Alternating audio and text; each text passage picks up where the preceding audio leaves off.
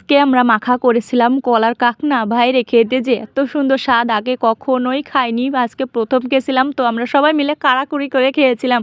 তো প্রথমে কলা গাছ থেকে কলার ডাঁটিগুলো সুন্দরভাবে কেটে পরিষ্কার করে নিয়ে এসেছি। এই যে এবার উপরের খোসাটা সুন্দরভাবে ছাড়িয়ে এবার পিস পিস করে কেটে নিয়ে এই যে একটা গামলায় জল নিয়ে সুন্দরভাবে ধুয়ে নেব চটকে চটকে। এই যে আমি চটকে রেখে দিয়েছি গামলায়। তো এবার ওখানে লবণ, শুকনা মরিচ, তেঁতুল গোলা আর দেব ধনিয়া পাতা দিয়েছিলাম। তো এবার এটাকে সুন্দরভাবে চটকিয়ে মেখে নিয়েছিলাম আর ওখানে একটু সর্ষের তেলও অ্যাড করেছিলাম।